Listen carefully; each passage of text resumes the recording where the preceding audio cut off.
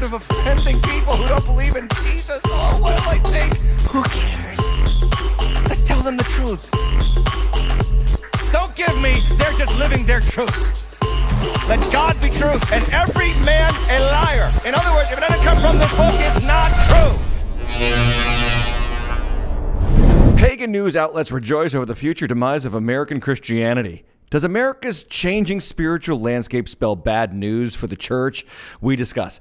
And we deep end on illegal immigration for the first time ever on the channel. And we get to hear from a legal immigrant on the question, are these countries really sending rapists, murderers, criminals? What's the truth? And we found out which country has the strongest immigration policy in the world. It's the People's Democratic Republic of Martha's Vineyard. This is your favorite night of the week. Welcome to the Deep End on Tim Hatch Live. The deep end. Oh, guys, welcome back. Hello, YouTube. Hello, everybody. Make sure that you're hitting that subscribe button, that like button, that notification bell button, all the buttons that you need to press to make sure that you get this delivered to your smartphone or your smart device or your smart TV and whenever we go live. I'm glad to be here. It is Episode 7 of Season 6 on the Deep End, where we discuss news, politics of the day through the Christian worldview lens or biblical lens. I'm not perfect at this, but I'm doing my very best to help guide you through what's going on in the crazy world that is 2022. And today we've got a lot to talk about, a lot of fun ahead on the show. Feels like a fun day. Let me know in the comments where you're watching from. I always love to find out where the audience is scattered about in the internet world. Martha's Vineyard has me cracking up. I'm sure it has you cracking up. I'm glad to discuss this today. It's probably a little bit late, but better late than never. And I want to first, though, talk about some news that broke yesterday out of Pew Research studies. Christianity on the decline. This is nothing new, by the way, in America. According to Pew Research, Christianity in America is going to be a minority population within a few decades. Should we be worried? That brings me to Deep End News. Deep End News. The news you choose if you could choose news. Yeah, so should we be worried? Should we be worried about what we keep hearing? The flood of paganism into our culture's conscience, right, is starting to bear fruit in terms of turning out more non-believers or non-Christians, if you will. Choose your definition. So the news is pagans rejoice, Christianity is dwindling in America. Again, Pew Research finding out that if the current trends continue, the number of Christians in America will be a minority population or a minority segment of the population by the year 2070. So there's 64% of Americans who call themselves Christians right now. Now, let's stop right there. Do you think, based on what you see happening in America right now, would you say that the majority are Christian? I wouldn't say that. I mean, I know that we have a lot of good people in this country and a lot of good Christians in this country, but based on what we celebrate, based on the trajectory that we're currently on, based on the heated political rhetoric, the outright hatred for one another, the calling each other names, the rise in uncivility or incivility on our streets, in our churches, in our families. Would you say that all of that bears witness to a predominantly Christian culture? I think maybe it's based on how you compare us to the rest of the world, but when you compare us to how we should live as Christians, I guarantee you that we are far from where we should be. Now, people who are religiously unaffiliated, we call these people, or social scientists call these people, the nuns. Not N-U-N, the N-O-N-E-S. And they account now for 30% of the U.S. population. Think about that. 30% of the population says no religious affiliation whatsoever. I'm not a Christian. I'm not a Muslim. I'm not.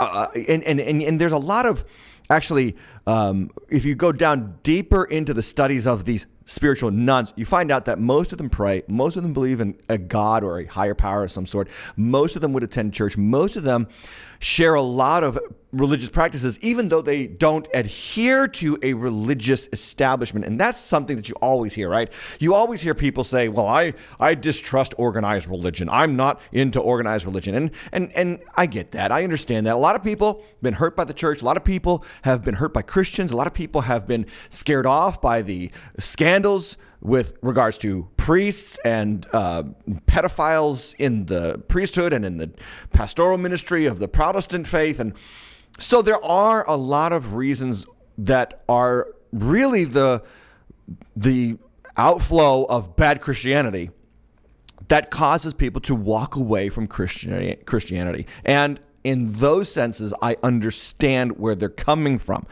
Now, many news outlets were awash in the celebration of yesterday's news, as Pew Research noted. 50%, sub 50% population of the population being Christian by 2070. NPR, America's Christian majority is on track to end. Another article says the modeling the future of religion in America. This article says Christians could fall to less than 50%. Nuns could be more than 50% in the U.S. by 2070. So there's a lot of news articles out there that are just, ready to print the obituary on religious faith in our country. And people love to talk about this. It's always breaking news. Like, this is not something that I'm unaware of happening in the culture. I've been a Christian for 2+ decades. I was raised in a Christian home. I remember in my small town in Western Massachusetts where I grew up, they would have an ecumenical service and literally on Thanksgiving, and literally everyone in the town would show up. I remember most of my friends in high school went to a church of some sort, whether it be Catholic or Congregational or Methodist or whatever. A lot of people used to nominally adhere to Christianity. But we all knew back then, those who truly read the Bible could see clearly that most of these people meant nothing beyond the Sunday morning experience, or very little beyond the Sunday morning experience.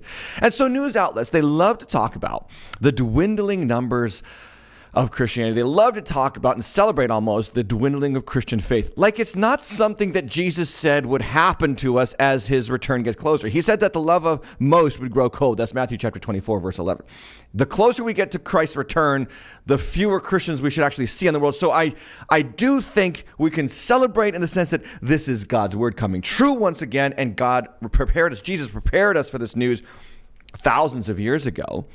But I do think that there's a whole segment of the population that honestly just loves shaking off that old dirty sweater called Christian faith. The faith that provided the world booming economic freedom and liberty, the faith that provided the elevation of women's dignity and minorities' dignity, that fought to end slave trading across the Atlantic in the 17 and 1800s, that established public education, advanced literacy, promoted wealth and prosperity, healthcare, hospitals, foster agencies, adoption agencies, and America's most notable universities from Harvard and Princeton to Yale and Dartmouth. Literally all four of those notable universities in our country started for the advancement of the Christian faith to prepare ministers to preach the gospel across this country. Literally, Dartmouth's motto is still the words of John the Baptist from Matthew chapter 4 or 3, prepare a way in the wilderness for the Lord. But let's celebrate, the pagans say. Let's celebrate the belief system that made the most worthwhile improvements in human history. It's finally being cast off. We are moving forward. And yes, we are, aren't we? Now we can move forward with gender reassignment surgeries for 15-year-olds, prescribing chemical castration drugs like Lupron for our prepubescent girls going through a tomboy phase. And then we can worship at the altar of Kim Kardashian and LeBron James while we watch civility die a slow death. Peaceful protests burn down our cities, and political partisanship separates families on Thanksgiving. Our government can continue to hand the corrupt Ukraine government billions of dollars while inflation soars and wages stagnate here at home. Women can march in the street for the right to murder their unborn children.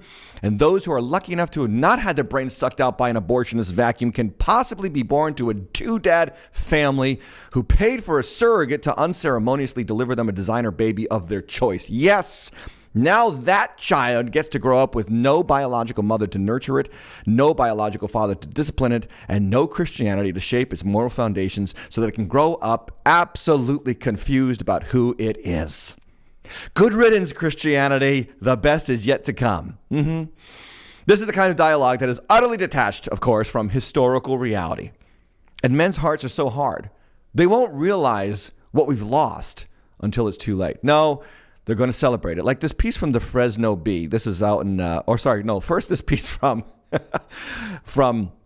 the Washington Post. Now, the Washington Post has to go straight to Trump, right? They have to put this opinion piece. White conservative Christians ignore their real problem of fleeting flock. Right to Trump, Jennifer Rubin. Right to the picture in front of St. John's Parish during the 2020 protests of Trump holding up the Bible, right? That's always the target. And that's the Washington Post way of linking every Bible-believing Christian with Donald Trump. Let me just tell you, nothing could be further from the truth. I know many Bible-believing, Jesus-believing Christians who don't like President Trump. I have good friends who refuse to vote for him, and I understand their point. Now, some are very pro-Trump, maybe a majority of those who call themselves evangelical. But again, does the current moral trajectory of our country suggest to you that we are right now a majority Bible-believing Christian faith nation? No. No. But let's pause on the celebration of this trajectory anyhow. So now to that piece from the Fresno Bee. The title of the piece is A True Measure of American Freedom, Becoming a Less Christian Nation as Polls Show. This is by Andrew Fiala. And I just want to tear apart literally what this guy writes. He says the religious composition of the United States has changed significantly in the past 50 years, and then he cites the study. In 1972, 90% of Americans were Christians. Today, only 64%. And if the rate continues in the next 50 years, it'll be 46%. Now, those who have left Christianity have mostly turned away from organized religion. Social scientists call this group the nuns. When asked about their religious affiliation, they say none. During the past 50 years, nuns increased from 5% to 30%. If the trend remains the same, 5 decades from now, 40% of the population will be nuns. Now, first off, he says this line, right? He says, if this is what happens in the world of religious liberty, right there in this first paragraph. No. This is what happens in a country that targets for ridicule, humiliation, and demonization only one particular religious faith. That faith is Christianity. The only faith that is public enemy number one, not Hinduism, not Islam, certainly not Islam. My word, they might do something that would hurt you. Charlie Hebdo headquarters, right?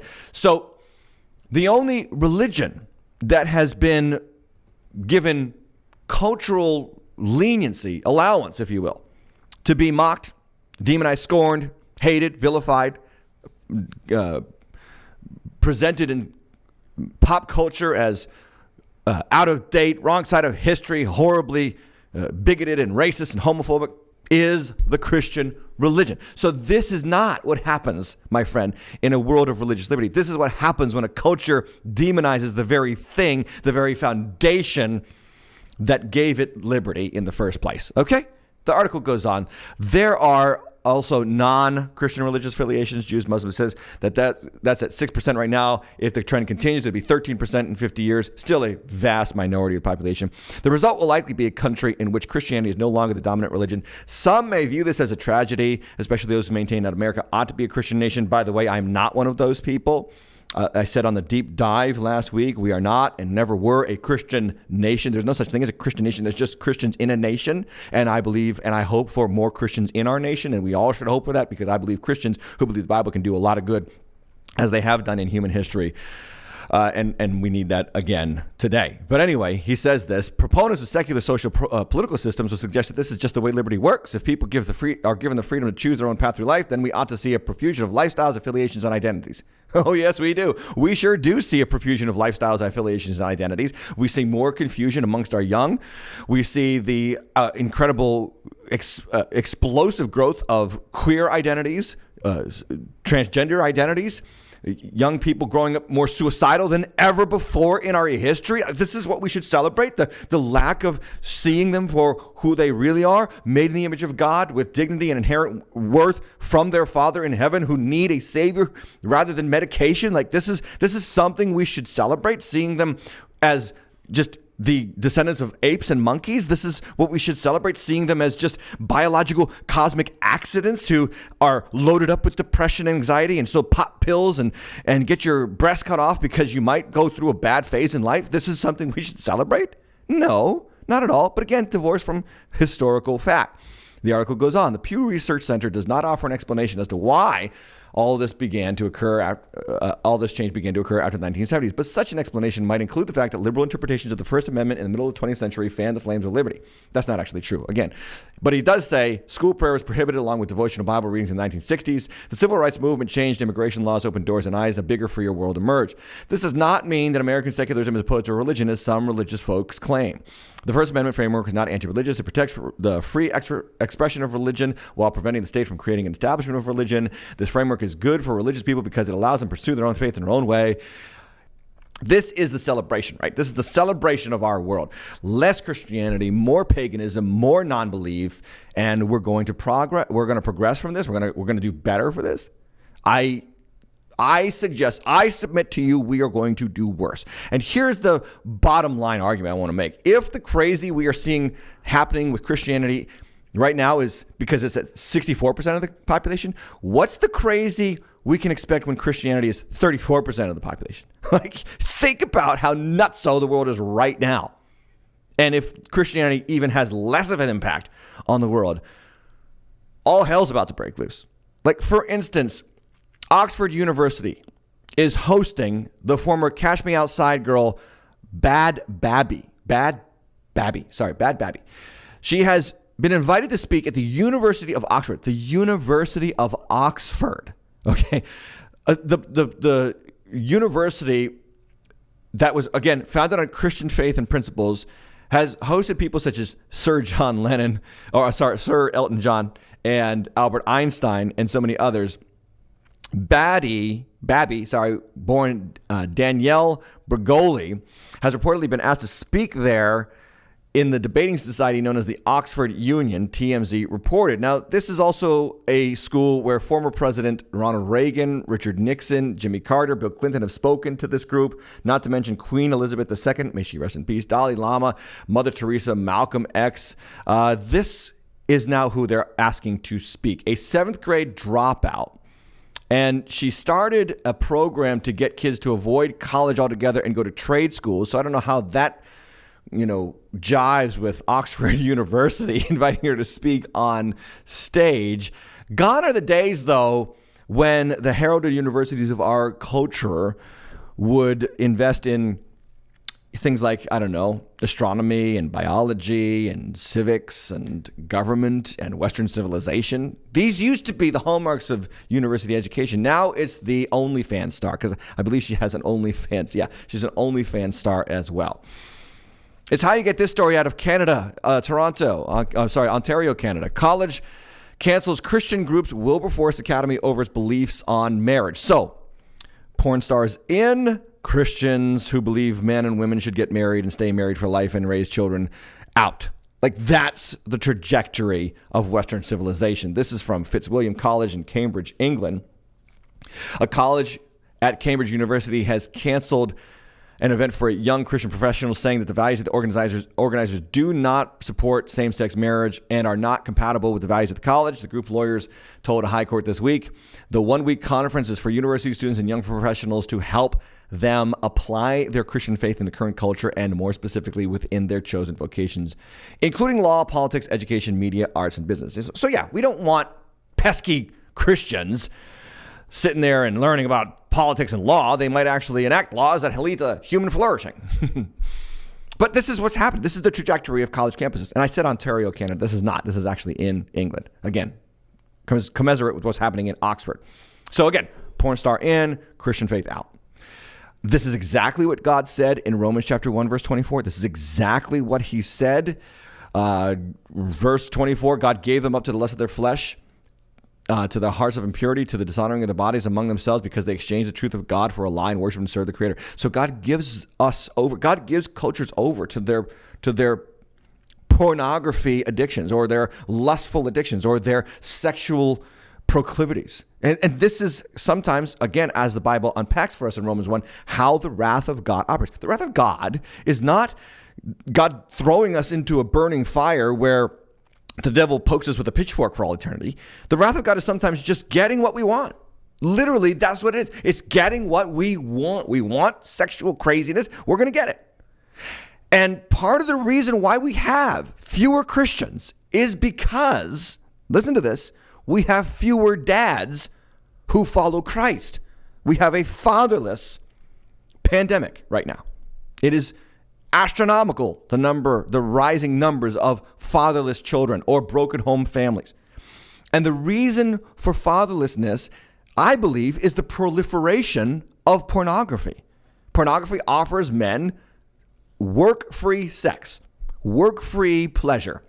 You can take advantage and objectify the woman on the screen or in real life, if you pay for a prostitute, I guess, or whatever, and you don't actually have to work or try hard to win the woman's heart or provide for her or take her into a home that you have built for her. You just have sex when you want it, the way you want it, to absolutely serve yourself. And this has led to a selfish pandemic in the heart of men. See, men are made to sacrifice. Men are made to lay down their lives. That's what Adam should have done when Eve sinned. He should have laid down his life for her, but Jesus Christ does that for us.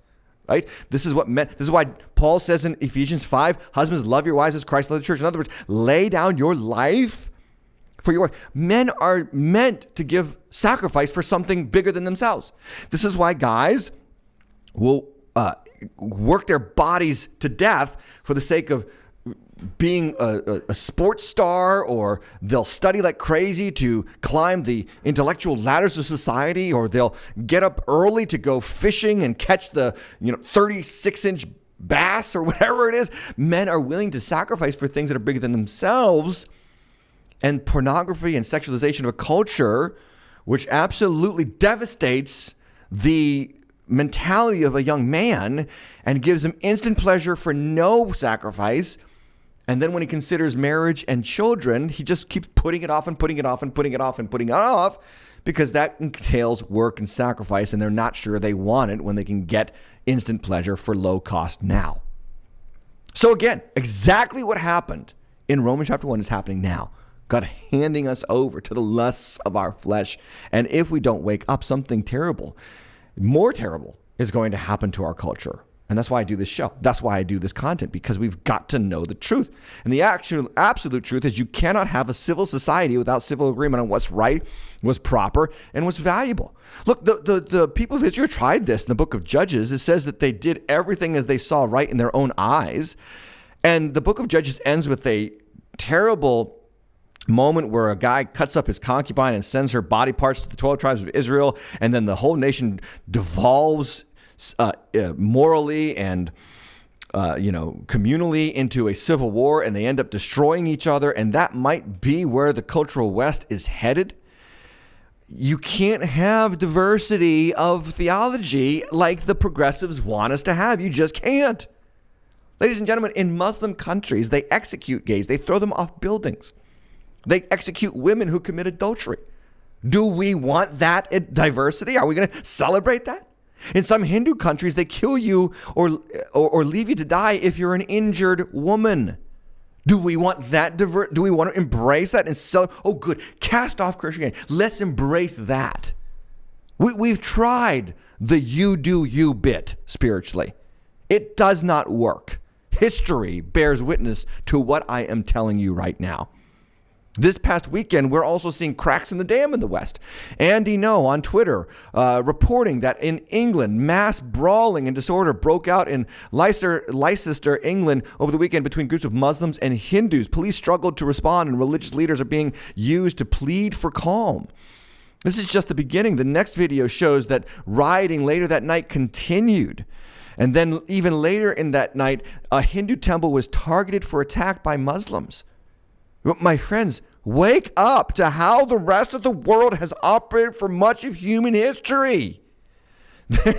There is a reason why in most American communities you can walk down the street and have a disagreement with someone and not kill them and attack them.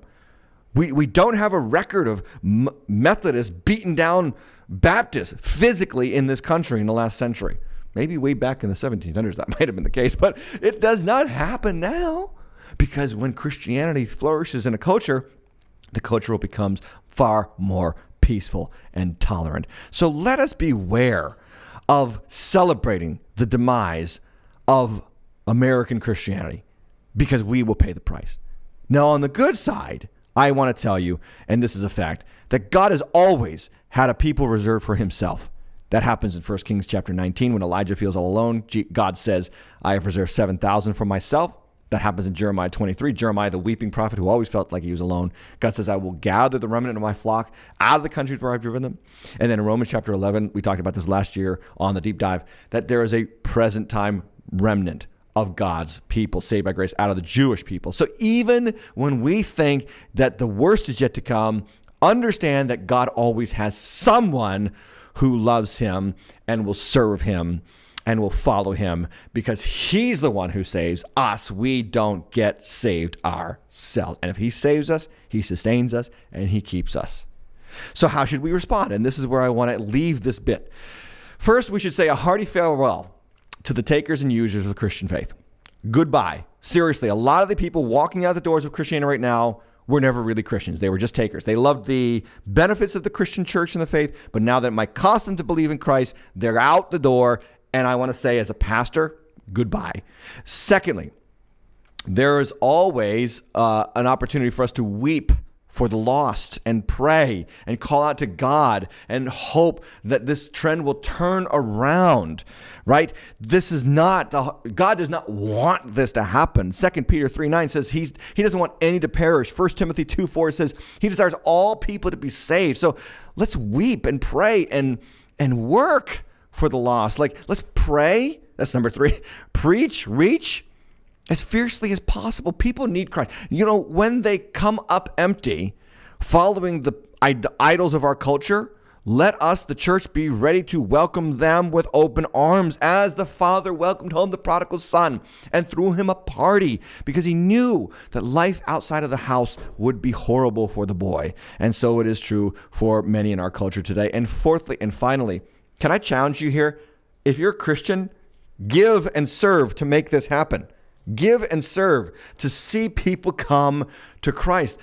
Do you know that the statistics bear this out, that giving in the church was higher during the Great Depression than it has been over the last 30 to 40 years, percentage-wise of people's economy, of people's personal economics?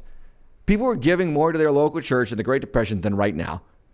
And a lot of the people that complain about the moral decay of our country are some of the cheapest Christians out there. And then as soon as the church talks about money, they get all worked up. They get all fresh. Oh, you just want my money. Get out of here with that. The church barely talks about money today. The church barely mentions it. And I know, you see guys on the television who are always asking you for money, but don't judge your local pastor by that moron. Seriously, stop it. What about you? You're going to give, you're going to serve, you're going to make it happen, you're going to help the church reach the lost. If you have a gospel preaching, Bible believing church and you're not giving to it, this is on you. You're part of the problem. You are bringing cultural contamination to bear in this country. You need to lay down your life for Christ's sake and be part of the solution instead of just complaining about the problem. So that's what I have to say about that. Now, let's shift gears. I don't talk about illegal immigration on the show, but I'm going to now. And I know a few illegal immigrants. I also know a few legal immigrants, and I'm married to one, and we're going to talk about that in just a moment. But we're going to talk about this because Martha's Vineyard made news last week, courtesy of Governor Ron DeSantis of Florida. So let's get into Pastor Reacts.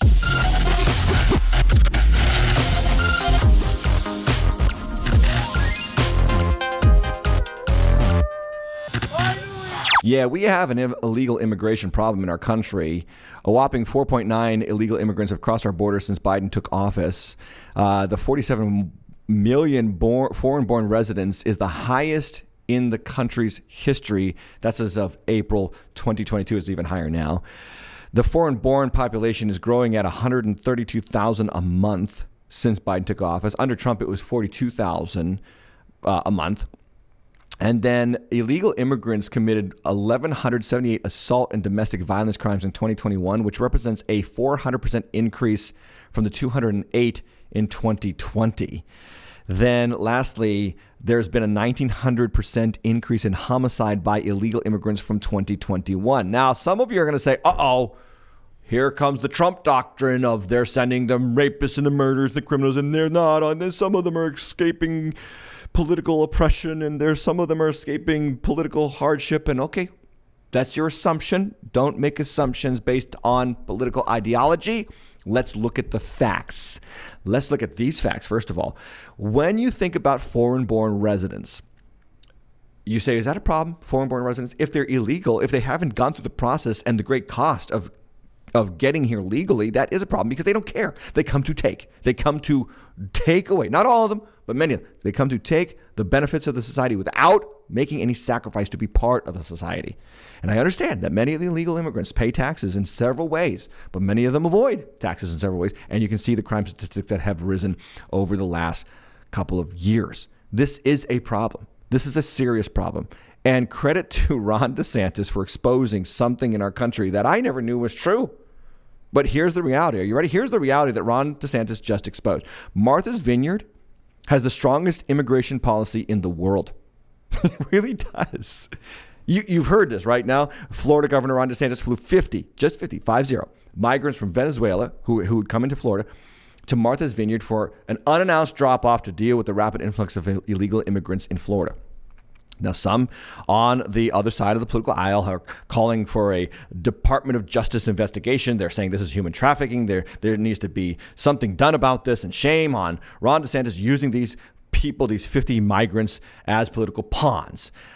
Shame on him for trafficking them to the horrible place of Martha's Vineyard. I'm just going to say something here. If there's somewhere to be trafficked, I'll take Martha's Vineyard. If anyone out there is interested in trafficking this guy, traffic me to Martha's Vineyard. I'm just telling you, some of the overreaction from the other side, they would have a point if they weren't so blatantly hypocritical about what they believe. For instance, let's take a look at a sign that is very much visible at Martha's Vineyard all across the community offices. It says, we respect women, we value Black lives, we stand with LGBTQ members, we stand with immigrants, with refugees, with indigenous peoples, with people of all faiths, we stand with our community. Like, this is Martha's Vineyard being Martha's Vineyard. In word, but not deed. So shortly after the news broke, many people on the island did step up to help. This is a picture of St. Andrew's Episcopal Church. Many of the people who probably hadn't been to church since Easter showed up to suddenly show their support for the 50 migrants, providing some food, a potluck dinner. Who knows when the last potluck dinner they had at that church happened. But anyway, the migrants brought it on. But it wasn't long before the leaders of the wealthy island, heading into the off season, by the way, and plenty of open spaces for these migrants to stay, told the migrants, it's time. They gots to go. This is Martha's Vineyard Homeless Shelter Coordinator Lisa Belcastro on the migrants flown in. Watch what she says. So, what are the most difficult challenges right now? The difficult challenges are we have, at some point in time, they have to move from here to somewhere else, right? We don't have the services to take care of 50 immigrants, and we certainly don't have housing. We're in a housing crisis as we are on this island, and so we can't house everyone here that lives here and works here. We don't have housing for 50 more people. For 50 more people on one of the most luxurious spots in the world, Martha's Vineyard. Now, a 2017 Wall Street Journal article highlights the fact that the residents in Martha's Vineyard were far more willing to hire immigrants than their own high school students because they work harder and they do the work that Americans don't want to do. Remember when George W. Bush used to say that all the time? But anyway, they don't have room because, of course, it is the end of the season. Like, it's time to clean out the Airbnb, not rent it, and certainly not house anybody in it, because next season's coming up and it'll be here before you know it. And let's talk about that Airbnb short rental business in the Martha's Vineyard. An article from the Vineyard Gazette says short-term rental tax generates millions. 2,650 properties in Martha's Vineyard have registered as short-term, that would be Airbnb rentals, since the state expanded its tax levy on lodging almost 3 years ago, generating about $16.5 million in revenue for the island town so far. So again, the city, the area, Martha's Vineyard, has a lot of money to be made if they keep those Airbnb properties available. And by the way, young people who are looking for a house, this is why you can't afford a house, because the rich white liberals in Martha's Vineyard are buying up the properties and Airbnb-ing them out. So the gig economy that you look to for your answers economically are also being leveraged by the people richer than you, more powerful than you, to stifle you. That's exactly what's happening. And then look at this Washington Post piece 3 days ago reporting that even doctors can't afford housing on the island anymore. And then listen to this, woke scolds. The indigenous people who have lived on the island through family for centuries have been priced out of the market as well on Martha's Vineyard. So like the Native Americans before them, the migrants were booted swiftly from the island. And my favorite headline on this whole issue came from CNN on September 18th. When was that? That was 2 days ago. Look at this article. It is hilarious. Quote, "They enriched us," end quote. "Migrants' 44-hour visit leaves indelible mark on Martha's Vineyard." So the citizens start unpacking the fact that, you know what, it was really wonderful to have them there for 44 hours. You literally can count the amount of time you left them on the island, or allowed them to be on the island, in hours and not days, and you walk away from the event with the, "It really felt wonderful." You know, it reminds me of so many Christians that serve only for the feeling of serving that they get from serving. Like, you know, it reminds me of this meme that I created, actually, of the most interesting man in the world saying, "I don't always serve others, but when I do, I make sure it's about me." Like, Martha's Vineyard nailing it here. And the article goes on. You can read it for yourself, but I just want to highlight the fact that what happened was one of the members or residents of Martha's Vineyard was shown phones by one of the migrants about how many people died on the way to get there and how awful it is. And then the bottom of the article says, "It's heartbreaking to see these beautiful young ladies become desensitized," end quote. Yeah, who's getting desensitized? The person who's coming to America illegally, or the person who is so desensitized to the fact that they are in that much hardship you can't even open your home to house them? I wonder who's desensitized. Now, the most hilarious part of this whole event by Ron DeSantis is the fact that he was one step ahead of everybody who would complain about it. The Democratic, political enemies of Ron DeSantis in Florida, the state senators, state legislators, reeling on Twitter about this move, calling it a political, move, a leveraging and using people as political pawns. But DeSantis was one step ahead of all of them. How do I know? I give you page 25 of the Florida Freedom Budget from 2022 to 2023, stating that the government was setting aside $12 million from the state to deal with or facilitate the transport of unauthorized aliens out of Florida. And every single legislator that went on Twitter and complained about what Ron DeSantis did voted and passed that budget. So he's one step ahead. I mean, this guy is unbelievable. But anyway, quickly, the migrants were shipped off the island and sent to Joint Base in Cape Cod.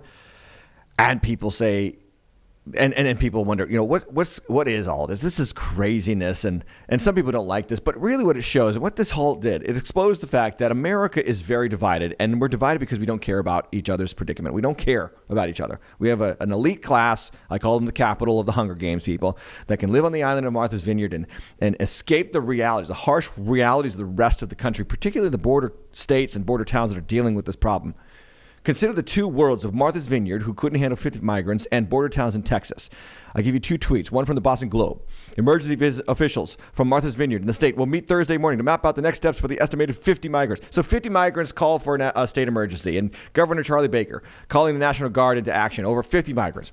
But a border town called Del Rio, Texas, has 28,111 migrants from 50 different countries in 1 month alone. And the people of Martha's Vineyard yawn. Who cares about their problems? We care about our Airbnb supply. That's what we care about. And never underestimate the people who say they care, their ability to really voice things in such a way that they're trying to make a political point, but also betraying the fact that they don't care. They don't really care. So NBC News tweeted this out, quote, "Florida Governor DeSantis sending asylum seekers to Martha's Vineyard is like me, quote, taking my trash out and driving to different areas where I live and just throwing my trash there." End quote. A founding member of a foundation which helps refugees says, this is from @NBC Latina.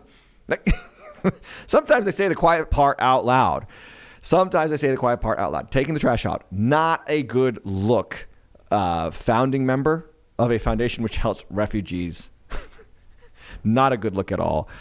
And then they shipped them off the island again in 44 hours. Somebody posted this on the web. I had to share it. This is them saying goodbye to the migrants on Martha's Vineyard shortly after they arrived. Watch. It's funny in so many ways. It's sad. It's sad, the people that suffer and the division of our country, where what we see really is that both Republicans and Democrats do not care about illegal immigrants. They don't want them. Neither want them. It's just that the Democrats lie and say they do. And that's what we just saw. That's really what was exposed. And I kind of want to just have a little bit more fun because, again, there's so much news that makes us depressed, but this one actually kind of we can laugh at, and there's plenty of humor to be had at this moment because it really exposed the lunacy of the rich liberals that feign care for the least among us. And so I want to do a new segment here on the Deep End. It's called Meme Drop. You know what memes are? We just showed you one with the most interesting man in the world. I want to do a Meme Drop segment where we show you some of the funniest memes from the Martha's Vineyard moment. Let's go there.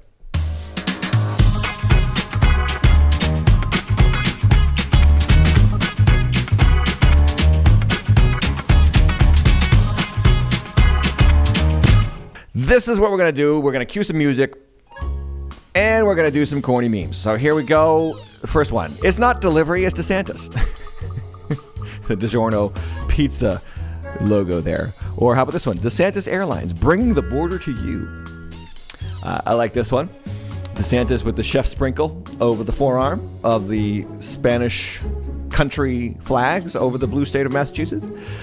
This yard sign, hate has no home here, and neither do migrants. Seen recently on the Vineyard. Oh, I love this one. This one I saw first. This is Homer Simpson with the sign. You know the Homer Simpson meme where he shrinks into the bush and then comes back out?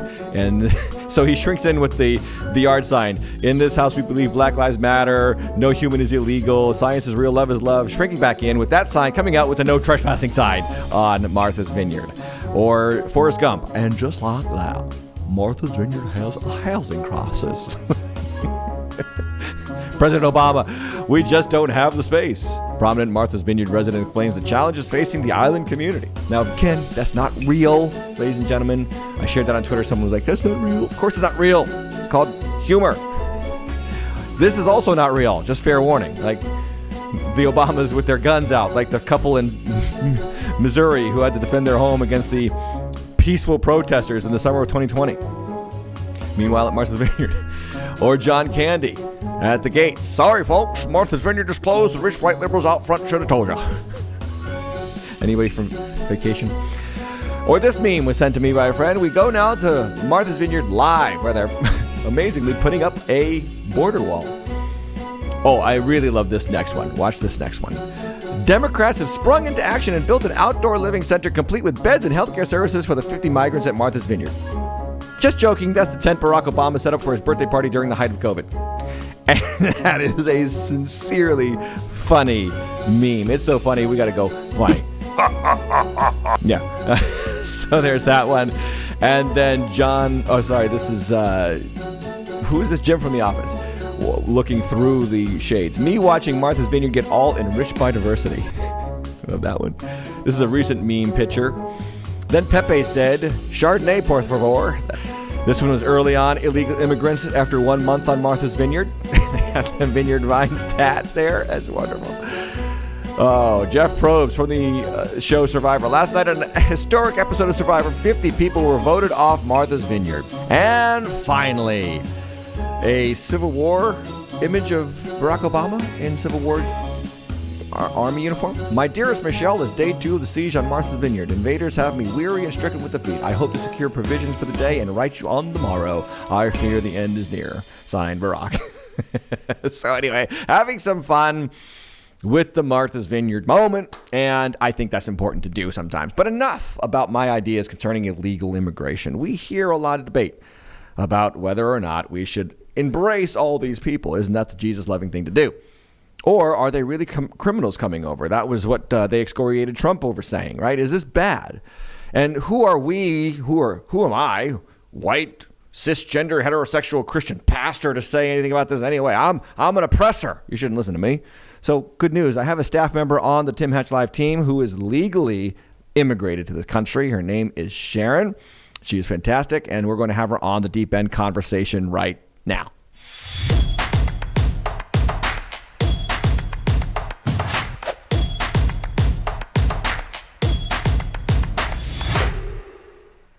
So joining me now on the channel is Sharon Rodriguez. Shannon works for the channel. She is our social media guru. Everything that you see, Instagram videos, TikTok videos, whatever you see on our social media accounts under my name, Tim Hatch Live, this is the lady that makes the magic happen. So welcome her to the deep end. Sharon, your first time. I hope you're not nervous. Welcome to the deep end. Thank you, Pastor Tim. I am nervous. I don't really love cameras, but I'm happy to be here so I can give you some perspective. You like to be behind the camera. Yes, exactly. That's my favorite spot. Yes. Sharon, you are from Nicaragua. Sorry, I totally said that wrong. And you immigrated legally to this country. Welcome to America. We are thrilled to have you. You are an amazing worker. You do so well for us on this channel. Tell us about yourself a little bit, how long you've been in the country and what you love about being here. I've been here for a year and a half, almost 2 years at this point. What I love about here, there's, I would say a lot of things besides my husband. What I love about this country is I love how laws in general are enforced to everybody. These are things that in Latin America, unfortunately, we do not really see. And how people are respectful to these norms in general terms speaking, of course. So that takes us right into the conversation. Thanks for that lead in. Are you, and I'm just going to ask you real poignant questions. Are you pro or anti illegal immigration? I understand people that are looking for a better life and a better future, but I also believe there is an order of things. And I think illegal immigration is hurting people that are coming, and it's hurting to the country that's receiving them. So I do not agree with it. No, I can't. So coming from another country into this country, and you aren't in favor of illegal immigration, which I have heard from so many legal immigrants. I'm married to a legal immigrant. Many people might not know that.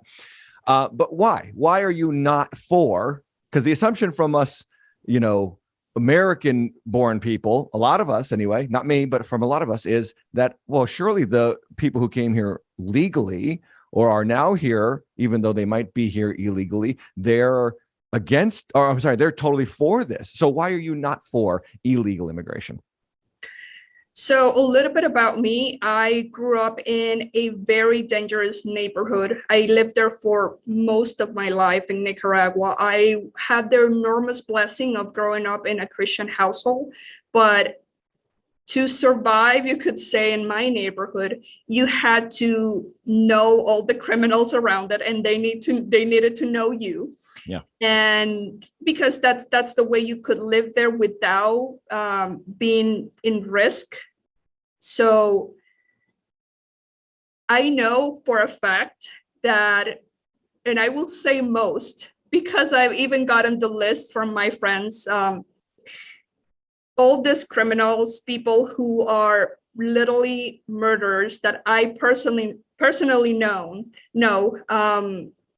thieves, murderers, rapists, they are here already. And they're coming illegally like that. They're coming illegally to this country. Yes. Okay.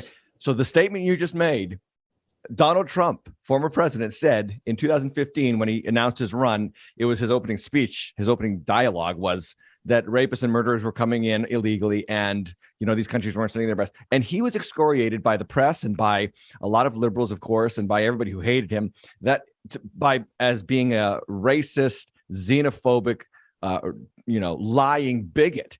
And yet you, being a legal immigrant from a country that he mentioned, would agree with that assessment that he made in 2015. I completely agree, because I personally know these people. These are people that lived in my neighborhood. I know them, and I know for a fact in the past 6 months, we've had a lot of people coming from Nicaragua. And for a fact, I can tell you that the people that I mentioned that have been in prison multiple times, people that in my country, you cannot even walk on the streets with your cell phone out because you would get mugged. And these are the people that are here. And you say you know these people. How do you, for the skeptics, because I believe you, I mean, you work for our church as well. I have no reason to doubt your truthfulness and honesty. But for the skeptics out there who would say, oh, how does she really know those people? Explain that to them. So I grew up in the capital city of Nicaragua. It's called Managua. I lived in a small neighborhood called Cahualinca. I learned English by myself, and God blessed me with a very good job. So with time, I developed, different skills and abilities that I traveled here for work. Then I met my husband, but most of my life I spent it in that neighborhood. So again, to be safe, for you not to be the victim of any of these people, you had to know them. So we were not friends, of course, but I had to know them, and they needed to know me, because that was my neighborhood. I would go out, walk to the store. I would go out, walk to take the bus to go to work or to go to school. So for me to be safe, they needed to know who I was, and I needed to know who they were. So, yeah. One of the things that you shared with me too earlier today when we prepped this meeting is that you love about America, and you mentioned it earlier, the equality under the law. The law applies equally to all people, and bribery is, well, for the most part, in terms of the police force and the execution of those laws, pretty much non-existent comparative to other countries. Speak for a moment about why that is a compelling attraction to come to America, because of the rampant bribery and corruption amongst the police force in a country such as your home country. Living in a country that is so corrupt, it makes it even harder for you to navigate situations like that. If you're driving and you get stopped by a police officer, there are 50-50 chances that that police officer is going to do his job, and whatever you did, if infraction or whatever, or there's another 50% chance that he's going to try to frame you for something unless you give them money, or they just for you to see to give, because of any reason that maybe makes no sense, just for you to bribe them to give them money so they let you go. And you said 50-50%, like 50-50 shot that this police officer who should be enforcing the law equally is going to ask you for a bribe or hint at a bribe. Yeah. That, and not just the police. You can find if you're going to go through any process, for example, and you need to get paperwork, or you need to pay your taxes. Yeah. I would say a good 70% of any of the processes that you will go through, you can pay somebody, you can bribe somebody. Building permits. Exactly. And anything related to that, you can pay somebody, and the problem is that you're put in a position that you either do it or you're not able to get done what you need to get done. Unbelievable. So we just discussed on the show, this is pre-recorded, but we discussed in the live show before this, because I know I wrote the script, that illegal immigration is exploding in this country under President Biden. It is, I think the numbers are triple per month of illegals coming into the country, as opposed to the predecessor, Donald Trump. The borders, by all accounts, are completely wide open. This Martha's Vineyard thing makes us laugh a little bit, but there's a serious problem here that we have to address. If you had audience with the president and leaders of Homeland Security and the immigration department of our country, what would you, being a legal immigrant from that country, from another country, say to the powers that be right now? The thing that we love about this country is what's getting corrupted.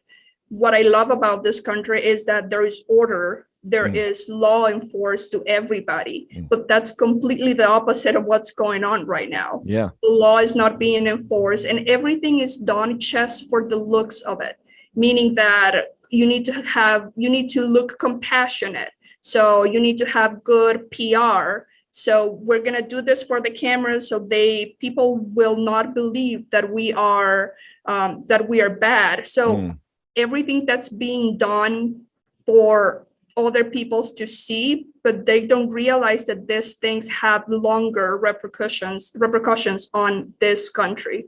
So, what do you say, one last question, to the person who they look at illegal immigration and they say, this is compassionate. This is what Jesus would do. This is what it says on the Statue of Liberty. Send us your poor, send us your, all the people who are oppressed, the downtrodden. We should live up. We should embrace illegal immigration because after all, that's what Jesus would do. Jesus would have arms open. What would you, as a Christian, legal immigrant Christian, what would you say to those people? God is also order. And I have a personal friend who actually, he was in a situation of where he was being persecuted. Like this was a real case. And he asked for asylum and it was granted. So for that, I'm all up for that. Yeah. We are to help, and he's an honest person. He's hardworking, but then you get the other end of the other end, which is you get all this other kinds of people coming in here, the criminals, and there is no order to it. Yeah. I do believe God is order, and the reason why we love this country is completely being taken away if this continues the way it's going. Besides, there are so many issues with child exploitation, child exploitation, right. Where if you have a kid, it's much easier for you to go through the border, and kids are being sold, rented, so people can actually go through the border. So instead of doing something, and this is the thing about this country too, everything starts with very good intentions, but all those good intentions move so far that they end up at the other end when actually things end up being negative and bad. Yeah. There comes a point where helping hurts. And I, as a pastor, say to people who say, well, Jesus would just welcome everybody. Well, at what point do we uphold the law to protect citizens? At what point do we say, well, Jesus would actually be a good shepherd and drive out the wolves? Like, at what point do we say Jesus would lay down his life at the gate? Like he says, I'm a good shepherd. I lay my life down for the sheep. The image being of an ancient Middle Eastern shepherd laying at the gate of the sheep pen so that the wolves, if they try to come in through the gate, they meet the shepherd first. I mean, Jesus cast out the money changers. And I think, you nailed it by just saying God is a God of order. He is a God of order. I mean, if I could drop this mic, I'd give it to you so you could drop it. I mean, seriously, that was a great answer. Sharon, thanks so much for being on the show. You've just given a perspective to the viewers today that I think is so important, and we value your contribution, and want to say thank you for being here, and I'll talk to you soon, of course, because we work together. Thank you, Pastor Tim. Take care. You too. God bless you. Now let's get back to the show live. Amen. All right. Different perspective, helpful perspective. Thanks so much again, Sharon, for being on the channel. I hope newfound notoriety doesn't go straight to your head, but a really important conversation to have, and the facts that she shares personally. I hope you listened, share it with someone that you know who might be on the other side of this issue, from someone who knows it personally and intimately, what's going on at the border. Here's the problem. We need to pray for our country. We really do. We need to pray, and we need to see history taught properly. Like the good that America has received, the West has received because of Christianity. That's what migrants are coming for. All the good and benefits we have to offer in this country. Where does it come from? It comes from the work of Christians in history. Every once in a while, CNN has someone on who says something that is actually historically true and accurate concerning our modern movement or moment. That was last night on CNN's show with Don Lemon. He was interviewing someone during the Queen's funeral. May she rest in peace again. And this person, I don't know who it is. Let me put this up on the screen. That's her face. She was interviewed in Potomac, Maryland, but she's British, and she was talking about the question posed by Don Lemon on, the royals make all this money, and there's a bunch of billions in their bank accounts, and there's a whole bunch of human rights abuses in the British Empire, as we talked about last week. The left-wing progressive speak over America's history. And he starts to talk about the topic of reparations. Shouldn't the royals pay reparations for exploiting so many people across the world, especially those Africans who were sold into slavery? And Don Lemon goes there, and watch this woman's response. It is epic. Watch. Well, this is coming when, there's all of this wealth, and you hear about it comes as England is facing rising costs of living, austerity, budget cuts, and so on. And then you have those who are asking for reparations for colonialism, and they're wondering, $100 billion, $24 billion here and there, 500 million there. Some people want to be paid back, and members of the public are wondering, why are we suffering when you have all of this vast wealth? Those are legitimate concerns. Well, I think you're right about reparations in terms of if people want it, though, what they need to do is you always need to go back to the beginning of a supply chain. Where was the beginning of the supply chain? That was in Africa. And when across the entire world, when the slavery was taking place, which was the first nation in the world that abolished slavery? The first nation in the world to abolish it. It was started by William Wilberforce, was the British. In Great Britain, they abolished slavery. 2,000 naval men died on the high seas trying to stop slavery. Why? Because the African kings were rounding up their own people. They had them on cages waiting in the beaches. No one was running into Africa to get them. And I think you're totally right. If reparations need to be paid, we need to go right back to the beginning of that supply chain and say, who was rounding up their own people and having them handcuffed in cages? Absolutely. That's where they should start. And maybe, I don't know, the descendants of those families where they died in the high seas trying to stop the slavery, that those families should receive something too, I think, at the same time. Watch this. It's an interesting discussion, Hillary. Thank you very much. I appreciate it. Oh, my word. She totally owned him. Another mic drop on the channel in one night, two in one night. Unbelievable response. Historically telling the truth, and that's what we need now more than ever before as we see our country and Western civilization jettison that old dirty sweater called Christianity. What good did it ever do anybody? Only the most good for human history of all time. We are going to pay a dear price if we don't wake up to the reality of what's going on in our world, and we need to get educated and we need to know the truth, because the truth will set us free, and the truth will set us up for good in the future. That is the episode tonight, guys. I'm so glad that you were here. Make sure that you are tuned in for tomorrow's deep dive. We are going through the book of 1st and 2nd Kings on the Kings of Compromise topic. If you love verse-by-verse Bible study, that is for you. And then also every first Thursday of the month, 10 Questions with Tim. Never too early to get your questions in. And I'm going to make one more request, as I always do on the channel. Support the channel. Help us pay the bills. Help us keep this content coming to you. If you benefit from it, I'm asking for your support. So Cash App, hashtag TimHatchLive or TimHatchLive.com/support. The Deep End is brought to you by TimHatchLive.com. I have another book coming out, guys. I'm so excited because late last night, I sent the final copy to the publishers. And pray for me and pray for the process that it comes out. It's on the book of Ecclesiastes. It's called Ending Emptiness.